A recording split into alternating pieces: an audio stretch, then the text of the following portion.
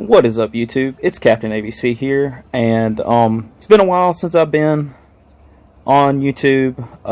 School has been crazy. We are closing in on the final week before the quarter ends. We will have 3 projects due and 3 tests due within the next week and a half. And it's going to be pretty crazy. But anyway, I wanted to get back on, talk about really the health of ranked duels right now, the health of the ranked format, and the impact that XZ summoning had on ranked. Spoiler alert, not much. And also watch 2 or 3 what's it called? 2 or 3 replays. But anyway, so let's go ahead and hop into it. Let's hop into PvP area and go into ranked. Currently plat rank 1. Been grinded from gold to plat rank 1 in 1 day with a fun little deck that I'll showcase here soon. But let's go ahead and go into popularity rankings. As you can see, the meta has not changed. Potentially the only difference is Karakuris are a little bit better, and I've actually ran into Karakuris this season opposed to the other 2 seasons where they were apparently the best deck in the format, and I never once ran into one. And I was in the upper, I was thinking I was in plat 5, and I didn't run into a single one. But Shiranui's is still the best deck. They really need, if they want to introduce a new summoning mechanic, they really need to get rid of this deck. This deck has been, Shiranui's has been a problem since it came out. It's been the best. I feel like it's personally been the best deck in the format since the set that Shiranui's came out. Because you never run out of cards, you're always summoning. You can easily get a level 10 synchro on the first turn with level augmentation. And it can just endlessly grind, no matter if you have a grindy deck or not. See, Witchcrafters was a big problem before the ban list. And they felt like, so they hit Witchcrafters, which was the other best deck. And they hit Dark Magician in a different way. But Shiranui's was basically untouched. It's still the best deck. You just run a bunch of traps and a bunch of Shiranui's and you don't lose, more than likely. So they need to deal with this because it's starting to get into the Subterra format of blandness. I don't know if y'all remember that format, but it was awful. When For Hire was literally a tier 0 deck, it's getting about this time. But at least Shiranui's can lose to the other best decks like Fusion, anything, Light Swords, Karakuris, and all that. But as you can see, not a single XZ summoning, and that kind of brings into my next topic is XZ summoning is not impactful right now, just like how synchro summoning was not impactful until probably the best synchro deck for a little while was Blue Eyes, and then Shiranui's came out. And everything else that is synchro based, besides Black Wings, and personally I feel it's a good deck, but it's not that good. It's just not impactful. It just doesn't do anything that you need to do. Just because Shiranui is so good at what they do, XZs will not be good until they either mess with Shiranui and get rid of the deck, which I really hope they do. It's like, at least keep it playable, but it needs to be dealt with. And then we can look at the other top. So, Cosmic Cyclone been the best spell in Duel Links since it came out. Forbidden Lance has grown in popularity a lot due to people wanting to easily get their combo started with, say you have a Fiendish Chain set, you went first, you had a Fiendish Chain set, and you're playing against Black Wings or Shiranuis. Shiranuis is mainly the one, because every Shiranui is going to be going to have a playset of Forbidden Lance in it, and that might potentially be the only spell besides that new Ghost Meets Girl, which I ran into that the other day, and I was very surprised that that card was actually in the game, because it just makes Shiranuis better. And 6 Amps getting a little love. Red Eyes, I wish Red Eyes was better, but it's just not. Karkuris, this card is pretty crazy. It's just a Monster Reborn for Karkuris. And the Necro Valley to help stop Graveyard. Necro Valley is purely here to stop Shiranui. That's basically it. Dark Magician, Power of the Guardian kind of fell off for a little while, but it's back. What are some other things? Magical Eyes Fusion, Neos Fusion. I'm surprised it's still. Well, I'm not surprised that it's still so prevalent in the format, but it's still a really good card. And then let's go to traps. Basically all the good traps. Anything that books stuff. Anything that stops big summons. And then this is from Head Judging, and Super Buddy Force is from the Desperado deck that I guess is doing okay. And then extra deck, best cards. I'm surprised that Samurai Destroyer is better than Black Rose right now, because you want to be able to nuke the field. But I mean, these are archetype specific. There are four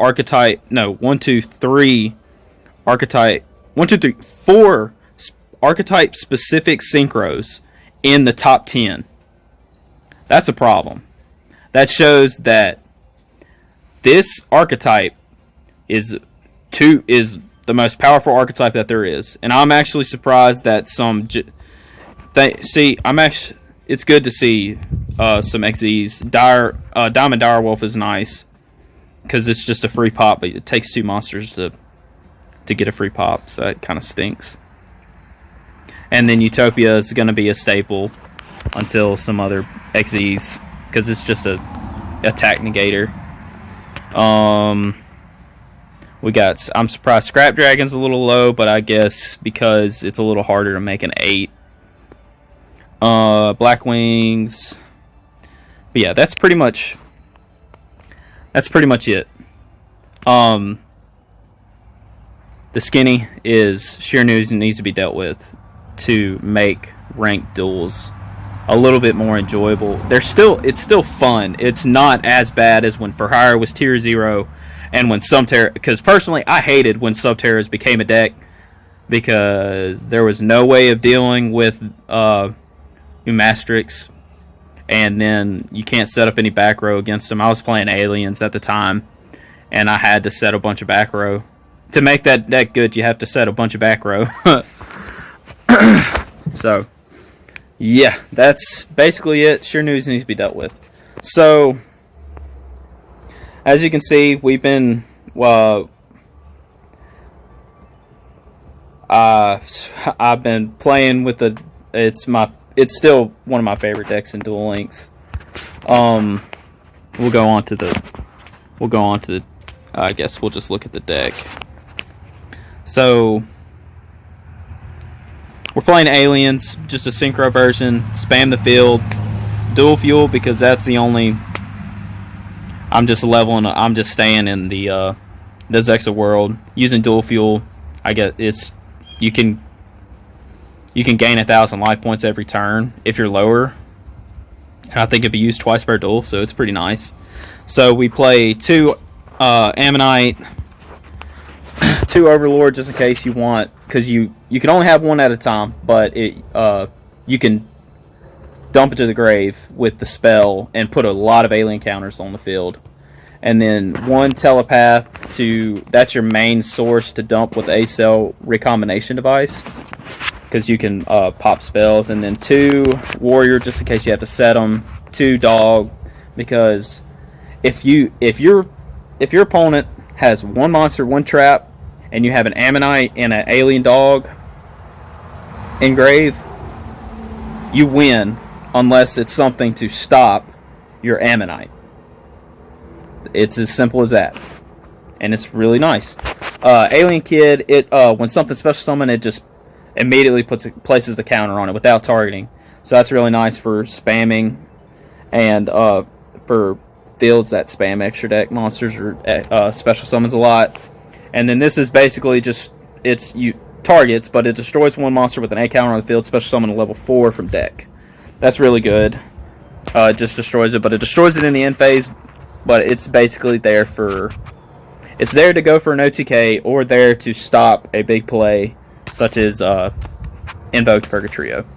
And then we run 1 Code A Ancient Ruins. Nobody knows what this card does. It's really cool. So the only thing you're worried about is once per turn, not a hard once per turn, mind you. Remove 2 A counters from anywhere on the field, special summon an alien monster from grave. That's really good because you can bounce it with your Cosmic Fortress Golgar and use it again if you have enough A counters. So you can go into your use Ammonite, special summon something. If you have enough alien counters, special summon another. Use its effect to bounce face-up spells or traps. Play it again and special again, so you can swarm the field with aliens. And then this is the Heart and Soul of the deck. It's the Searcher. It's the A counter spreader. Target 1 face-up monster on the field, summon an alien monster from your deck to the grave, and if you do place A counters on that monster equal to the level of Scent during your main phase, except the turn it was Scent, you can banish this card, add an alien. And that adding is not once per turn, so you can just throw you can if you have a good hand and you say you open with a Code A Ruins in your hand, you can have 10 if you use 2 of these, you can have 10 counters on the field, and it's really good doing that. And then 2 Phoenix Chain, because it's just monster negation. It's really good, and you can bounce it with Cosmic Fortress and get to reuse it if you've already used it and you're not worried about that monster using its effect or anything. So that's really good. And then Brainwashing Beam, it lets you take control of a monster with an A counter on it on your opponent's side of the field, and you can bounce it with. So basically, if you have a Phoenix Chain, a Brainwashing Beam, and your opponent has a field spell, that's 3 counters immediately.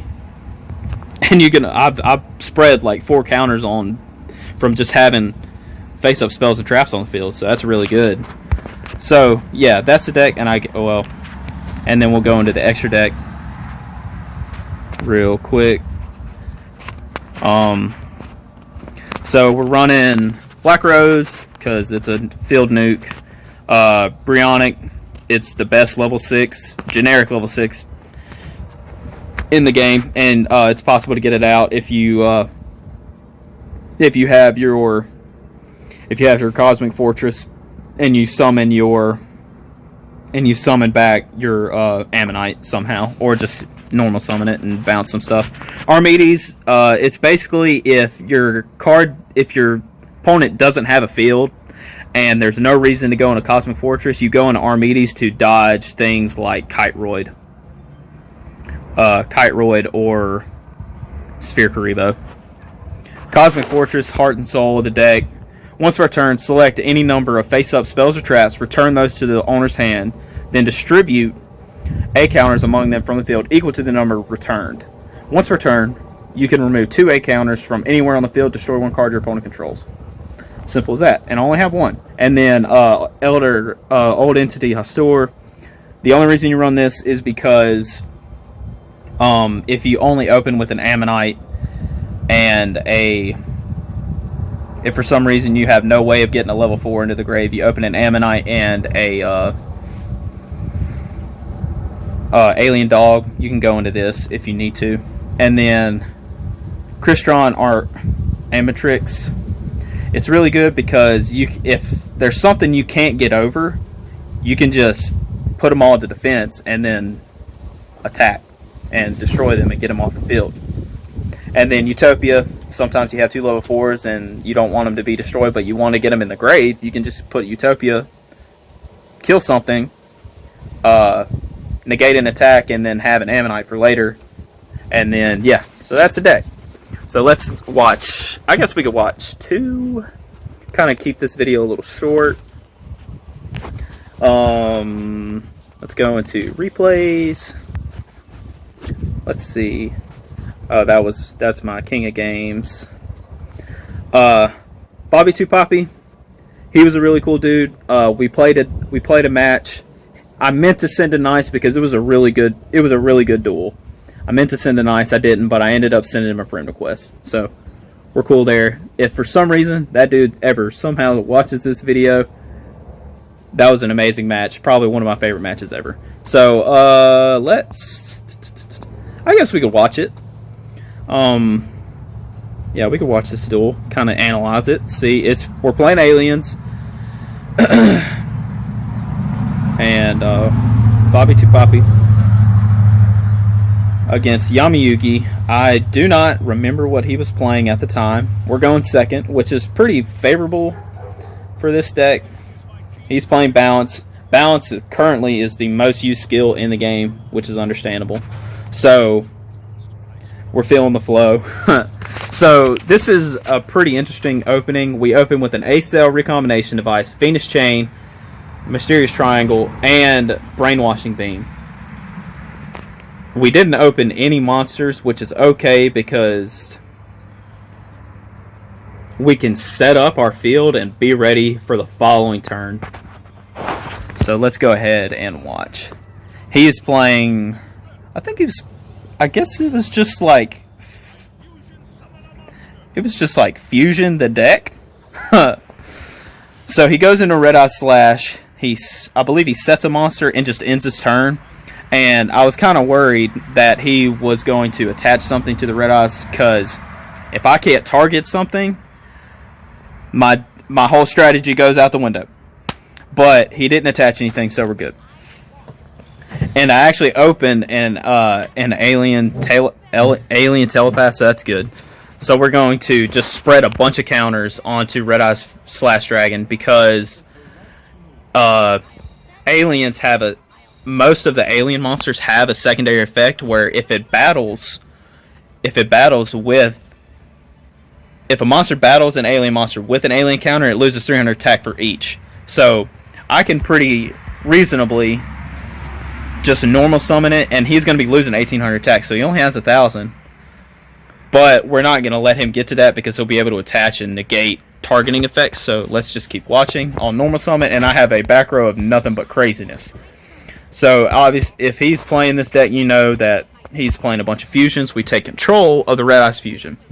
So he's also playing busters, just the whole buster package, and this will allow him to get his Red Eyes, use his Red Eye Slash Dragon as material for a 4400 beat stick that negates all monster effects, or if they're dragon, which he's probably has. DNA transplant is the trap that changes it. So I decide to Fiendish Chain. I do not want him using that against me. So we negate it. So he uses it to tribute and get the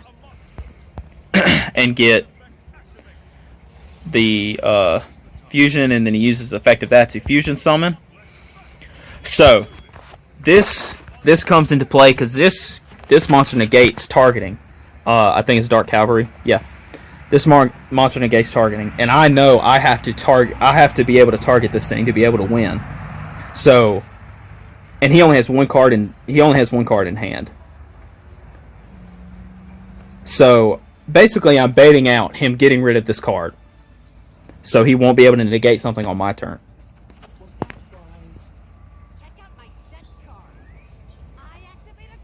So I activate it, targeting Red Eyes Fusion, and thankfully he goes for the bait, discards, and that he would have had game if he kept that in his hand next turn.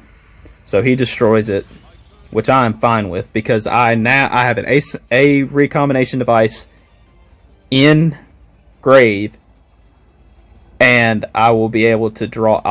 I'll draw whatever I draw. So I draw exactly what is. I draw perfect. So we're going to normal summon Ammonite, and we're gonna start to. I don't have any monsters in grave, so I don't have any monsters that I can target with Ammonite. So I put 2 counters on it. Go into Cosmic Fortress. Activate its effect. Bounce Fiendish Chain, so I can reuse it. Go ahead and destroy his Dark Cavalry, set it, and attack for game. And I dual fuel just in case. And then attack with Alien Dog for game. Boom. So, yeah, that's Aliens. It's a super fun deck. It's been besides Ninjas, it's been my favorite deck to play, and it's one of the most budget. It was definitely the best budget deck that has ever came out when it originally came out, but then when it got Ammonite, it's understandable that it got a little more expensive. But yeah, that's Aliens. That was the video. I hope y'all enjoyed it. I hope everything is going good right now with y'all. I'm gonna get off and start doing some homework and stuff. So, y'all have a good one. Thank you so much for watching. This is Captain ABC signing out.